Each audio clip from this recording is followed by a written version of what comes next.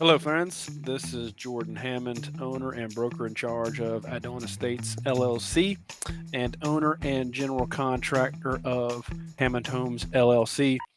I'm on here to talk about my theory on interest rates. So I've been researching this for a number of years now, certainly since before COVID hit. I can't remember exactly when I really got deep into this, but I found my theories are a little bit different than the mainstream, but very influenced by a number of different people. So any of the quote unquote good ideas I have probably come from being influenced by somebody else. So I've got a spreadsheet I'm going to get pulled up and use that to keep me on task, keep me focused, and go over the reasons I think interest rates will not be going down anytime soon. A few of the people that influenced me, Logan Motoshami, I think he's with the Housing Wire. Mike Simonson's with the Housing Wire as well. He used to have, or probably still has the company, but I think they merged or were acquired by Housing Wire. I think it was Altos Research. Jim Bianco, just found him. Very thankful I did. He's got great perspective. So these guys are going to be way more detailed and expert than I am. I've come up with my opinion based upon a lot of the research I've done, and they've been a big part of that, of pointing me to the research. So, not saying my ideas are their ideas or my opinions are their opinions, but the information they've shared has heavily influenced my opinion. My perspective is heavily influenced by a guy named Thomas Sowell. He's more of an economist, perhaps can be referred to as a philosopher.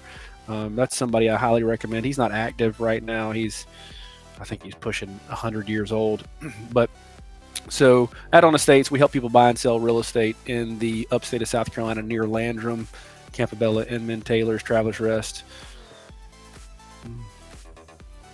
Greer, maybe, if I didn't say that. We charge fees. We don't charge commissions, and by doing so, we save our clients thousands. Hammond Homes LLC, we build in the same area, but typically on land. So we're not going to build on your traditional subdivision lot, a 60-foot wide by 120-foot lot. First two lots we're going to build on in the Landrum area. One's 9 acres, one's 7 acres. So my first point is that saying why interest rates won't go down is because I don't think unemployment is going up, which what I mean by that is I think that the unemployment rate is going to stay where it's at, or the unemployment rate is going to stay where it's at, or it's going to go down. I don't see that unemployment rate going up. Reason being is, in large part, we've got a system in place or an economy in place, if you want to refer to it that way, with a bunch of boomers in the economy. And these boomers produced like crazy for a ton of years. And some of them are still producing like crazy, but they're all consuming like crazy. And now they're starting to not produce anymore. So we've got this system in place where we've got all these young people consuming, we've got all these old people consuming, and these old people have more money than they've ever had. They have less expenses than they ever, or less, let's call it um, dependent expenses than they ever had. So they're consuming more than they ever had, but now they're starting to produce less than they ever have. Some of them not producing at all. Some of them leaving the workforce, retiring, if you will, working less hours. So we've got not only a bad math situation in the sense that we've got people leaving the workforce faster than we have people entering the workforce, but we also have an imbalance in terms of, even if it was a one for one scenario, when you lose a 60-year-old production home builder, he's been doing it for 40 years. This guy or gal has, they've got all these things memorized: contacts, codes, techniques, problem solutions to problems that this 22-year-old hasn't figured out yet, hasn't even run into the problem. This 60-year-old solved that problem for the last 40 years 100 times over. And so we're going to be way more inefficient with the workforce that we have. So it may take two production workers to replace this 160-year-old that's been producing for 40 years. And so we've got a big problem there, that we've got a lot of consumption and not a lot of production. I'll show you something real quick just to kind of reinforce it with data. I mean, I'm saying things that are very obvious, but I also want to back it up with a little bit of data and look at the Indeed website where they show job openings. And you can see how the job openings were, and let's use February of 2020 as the baseline. Yeah. So job postings. These are people trying to find somebody to fill a role, fill an account executive, a production manager, whatever it is. So in February of 2020 was kind of the baseline. Let's just say that's the baseline. Clearly, we know what happened after that. Job openings and postings just plummeted because the government got way too involved and uh, overly involved. Shouldn't have been that involved. Shouldn't have been that aggressive about what they were doing with lowering interest rates, causing closures and shutdowns and that type of stuff. Should have let people make their own decisions. That's not what happened, and we are where we are. But you saw very quickly, surprisingly and resiliently, we said, no, we're going to start hiring people. And so it's just a roller coaster ride to the top of job openings and postings and trying to hire people.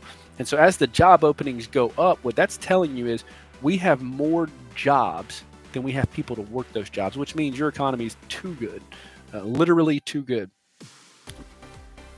You've got more people. You have less people willing to work those same amount of jobs. You just can't find the people to work the jobs you have.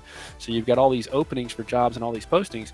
But what we saw somewhere in here, the rates, the government finally realized, they should have realized that down here, rates were too low. Should have never overreacted in the first place. But either way, somewhere along the lines, we started raising rates as opposed to deciding to double them in less than a year. I believe it was probably somewhere in here, we start trying to double the interest rate. And then so people, this doesn't mean that people started getting fired in this particular case. What this means is that the job openings decreased. So if company ABC needed 10 employees, the next month they needed 9. The next month they needed 8. The next month, so it just kept going down. This doesn't mean that they're firing people. This means that they're looking for less roles. They have less roles to fill. So right now, I believe we've bottomed. Maybe in October we bottomed, and I think there's going to be just a steady kind of tick, tick, tick, tick, upward trajectory because of the reason I mentioned that we don't have enough people entering the workforce as fast as we have people leaving the workforce, and then the people that are entering the workforce aren't as productive. So as they start to replace these older people, they're going to realize, wow, we're not producing what we used to be able to produce with all that intellectual capital that we lost when that older boomer left the workforce. Another big reason, this gets political pretty quickly, but deregulation. So to me, the main reason I would have voted for Trump, taking biblical and moral and all that stuff out of it. I'm a pro-life guy. I'm at conception guy in terms of abortion, of being anti-abortion. Maybe you should call me anti-abortion. I don't know. Either way, but if you take that aside, deregulation is the reason I would have voted for Trump. That he, during his administration last time he did it, and I'll pull up a website to show you that. I don't know if it's a liberal leaning or a right leaning or in the middle leaning, but his intent to deregulate is proven and inarguable. Now, the math of how much he was able to deregulate and how much that impacts in a positive way and tax and all that stuff, you can debate that all you want. But the fact that he's going to deregulate is inarguable. And I'll pull up some just some quick website here. Brookings Institute. I don't know if they're liberal or left or right leaning, but just a couple of quick blurbs from them. On average, the Trump administration imposed an annual net regulatory cost of $10 billion compared to $111 billion for the Obama administration and $43 billion for the W. Bush administration. And 43, that's 8 years prior to Trump, and it's still a significantly higher number. So even without throwing inflation on top of that number, still a significantly higher number. So it's clear that he is going to deregulate, which should be inarguable to think that that's going to increase business. Business is going to take advantage of chances to pull permits. I come from the home building industry where we literally need the government to give us a permit to do everything. A permit to cut a tree down, a permit to move a piece of dirt, and I'm being dramatic, but it's the truth. You need permits to cut trees. You need permits to move dirt around. You need permits to build houses. You need permits to have somebody occupy a house.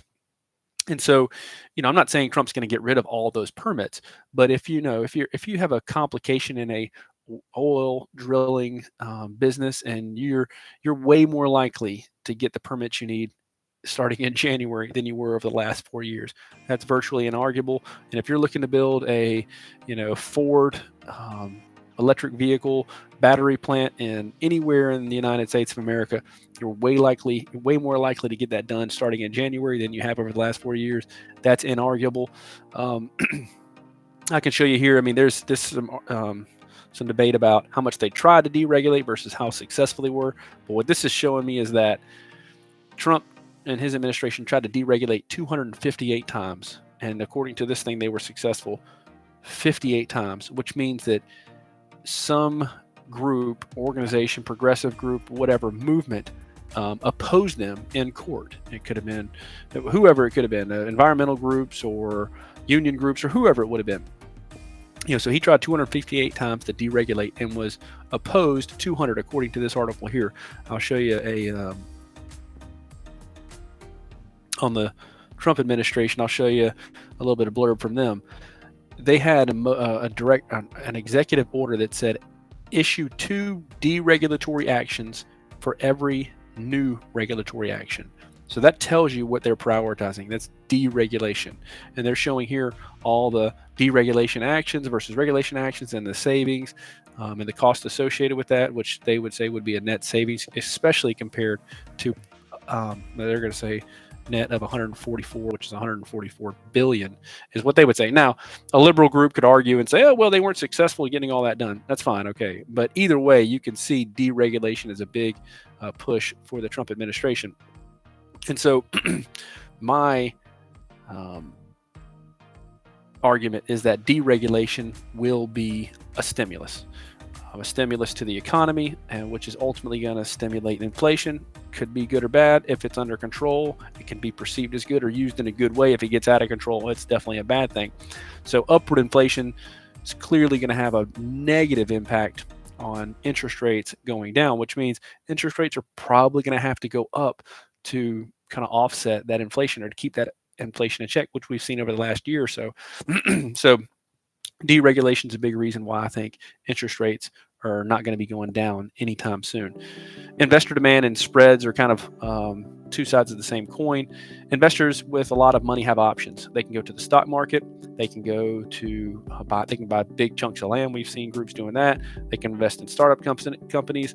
Not a fan of it, but they can invest in digital currency, which is apparently doing well right now. I don't recommend it. I don't know enough about it to argue for or against it. What I do know, the only thing I know to do is argue against it. But either way, neither here nor there. If you've got a lot of money, you've got options. And I'll show you on just a quick clip of the, I believe this is it's Dow. It's 1 year.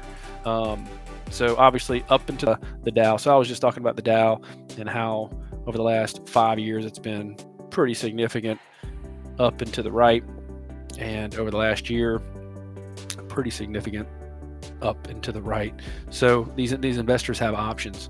I'm going to click and share this tab with you as well. It's going to show you about the spreads. So investor demand. So to buy a 10-year treasury is basically risk-free, right? There's no prepayment. You get the 4.3 or whatever percentages, you get that guaranteed for the 10 years. So it's risk-free. United States government, all the doomsdayers in the world know the 10-year treasury is a risk-free investment. Maybe one day that'll be wrong, but it's risk-free until it's proven otherwise. But so if you're looking for a risk-free investment, you're going to invest in the 10-year treasury. And if you're looking to take some risk, if you're really, really risky, you might be investing in Bitcoin. If you're less risky, maybe you're investing in individual stocks. If you're less risky than that, mutual funds, that type of thing. But somewhere in that risk profile, you go from 10-year treasury to Bitcoin, and you say somewhere in there is a 30-year mortgage. And it's probably closer to the 10-year treasury. But either way, if you're going to buy that, you're going to say, well, to get even close, I'm going 10-year treasury. So you got to give me something. And that's where these spreads come from. And I don't see these spreads going down. These spreads getting greater over time, or at least staying where they're at. Another thing to factor in is that the cost to originate these loans is just going up. I mean, the people that work in that industry want to get paid more. The space they work in is just getting more expensive. So, it's just getting more and more expensive to do all these things. So a percentage of that spread is profit, it's a return, but a percentage of it also is just paying people to do things. So that's another reason why I don't think interest rates are going down. I mentioned Trump earlier. Tariffs was not originally in my list of things, but I do think tariffs does factor into my argument as to why I don't think interest rates are going to go down anytime soon. That's why I mentioned earlier Thomas Sowell. He and I would follow Thomas Sowell way further than I would follow Trump. Thomas Sowell is just not going to be running for president anytime soon. So, but Thomas Sowell is a free market guy. He would say if China can make it cheaper, buy it from China. He would say if Mexico can buy it cheaper, make it cheaper, buy it from China or buy it from Mexico, wherever you can find the most efficient way of buying things. But then I don't know if he's recanted on that, but the reason I've come to terms with where Trump stands on this is we're saying we have these labor laws and these laws that we think are healthy and safe, whether it's not working kids at a certain age or for certain hours, or the cleanliness of a factory or whatever it might be, safety of a factory and circuit breakers and all this type of stuff. But yet we're saying, okay, send it over to China and they'll make it cheaper. You know what? You know why they'll make it? They have less codes and less requirements and less safety and less morals and less ethics than we do. And so we're saying it's incredibly hypocritical to outsource those things at different rules and different values. If we were outsourcing it and to people with the same values and they just were more efficient than we were and they just lived a more modest lifestyle, that would be a totally different thing. But that's not the situation we're in. So in the scenario where we're outsourcing in a free market to the most efficient person, that's fine. But not in a market where it's literally not free. They're breaking the rules that we would impose on our own people. They're literally stealing intellectual property, stealing physical property. If you have a phone manufacturing company in China, it's not yours anymore. If you have a home manufacturing company in China, it's not yours anymore. They have those intellectual property rights. And what are you going to do about it? You're not going to do anything about it. Here, at least in the United States of America, those things are protected and preserved. So I think it's clear tariffs is going to have an upward effect on pricing, which would be inflationary, but also have an upward effect on employment, which is a downward effect on unemployment rate, which I think has plays a role in the interest rate. So as the unemployment rate goes down, then the interest rate essentially goes up, trying to balance that out, so to speak. So as more and more people are employed, they're going to spend more and more money, which is going to cause more and more inflation, and therefore the interest rate has to climb to kind of quench that inflation, so to speak. So those are my reasons there. These are the people I follow. There's a whole bunch of other people I follow, but those are the ones that pop top of mind. My contact info are jordanhammond@gmail.com. Cell phone number 803-429-0081. The two companies that I own and run, Adon Estates LLC, real estate brokerage company. We charge fees, not commissions, to save our clients thousands. And Hammond Homes LLC. We build homes on land in and around the Landrum area. Thanks for sticking around. Looking forward to if there's any comments or any questions, whether it's on the social media platforms I'm on or whether it's in person. Looking forward to chatting with you guys. Talk to you soon.